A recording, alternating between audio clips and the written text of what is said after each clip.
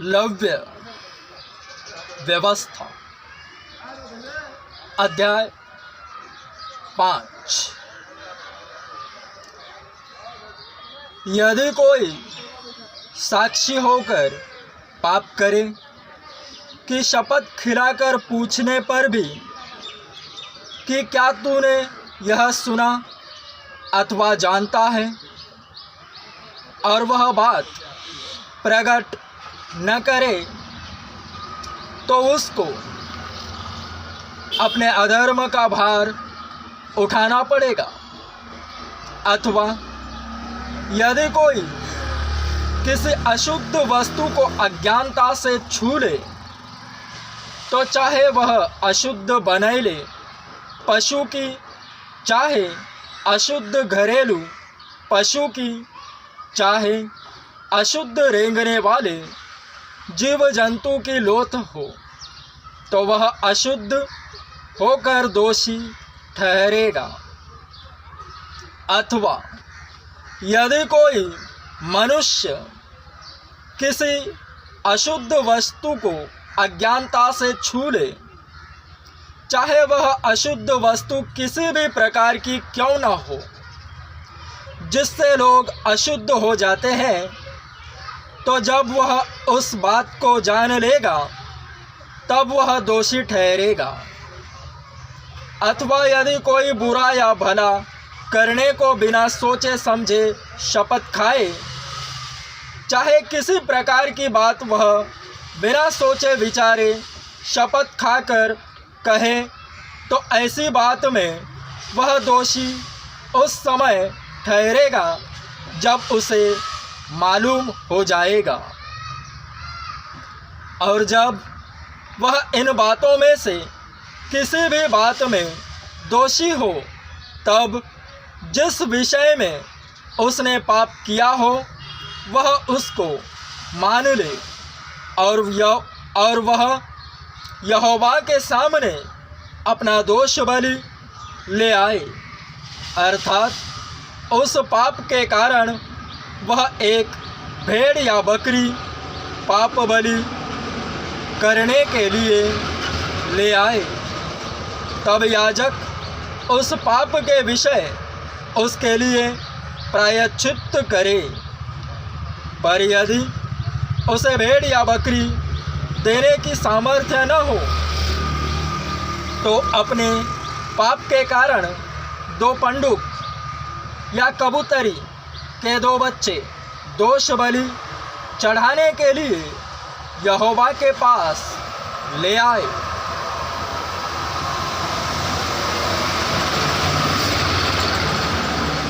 उनमें से एक तो पाप बलि के लिए और दूसरा होम बलि के लिए वह उनको याजक के पास ले आए।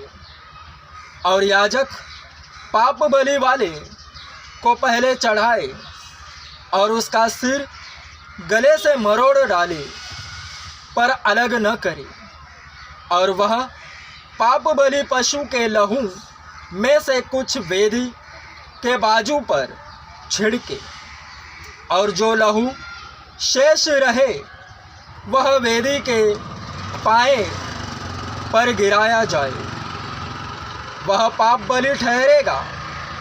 तब दूसरे पक्षी को वह विधि के अनुसार होम बलि करे, और याजक उसके पास पाप का प्रायश्चित करे, और तब वह क्षमा किया जाएगा। पर यदि वह 2 पंडुक या कबूतरी के 2 बच्चे भी न दे सके, तो वह अपने पाप के कारण अपना चढ़ावा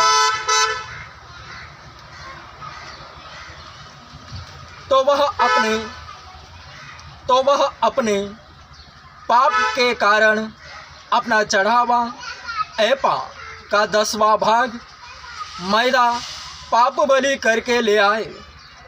उस पर न तो वह तेल डाले और न लोबान रखे, क्योंकि वह पाप बलि होगा।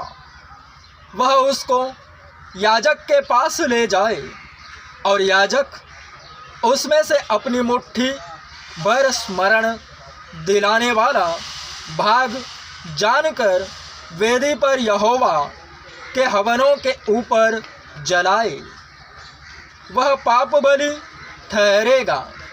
और इन बातों में से किसी भी बात के विषय में जो कोई पाप करे, याजक उसका प्रायश्चित करे और तब वह पाप क्षमा किया जाएगा।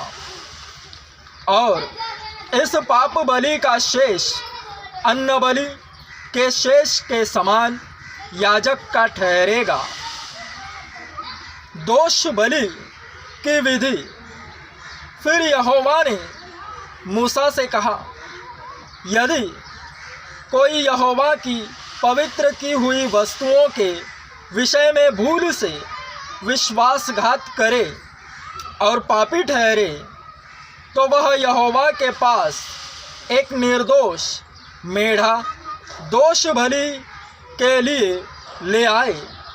उसका दाम पवित्र स्थान के शेकेल के अनुसार उतने ही शेकेल चांदी का हो जितना याजक ठहराए। और जिस पवित्र वस्तु के विषय उसने पाप किया हो, उसमें वह 5वां भाग और बढ़ाकर याजक को दे। और याजक दोष बलि का मेढ़ा चढ़ाकर उसके लिए प्रायश्चित करे, तब उसका पाप क्षमा किया जाएगा।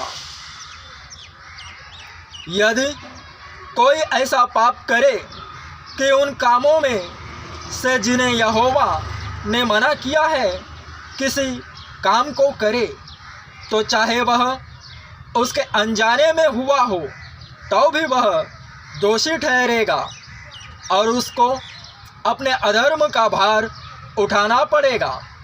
इसलिए वह एक निर्दोष मेढ़ा दोष बलि करके याजक के पास ले आए। वह उतने ही दाम का हो जितना याजक ठहराए। और याजक उसके लिए उसकी उस भूल का जो उसने अनजाने में की हो प्रायश्चित करे और वह क्षमा किया जाएगा। यह दोष बलि ठहरे, क्योंकि वह मनुष्य निसंदेह यहोवा के सम्मुख दोषी ठहरेगा।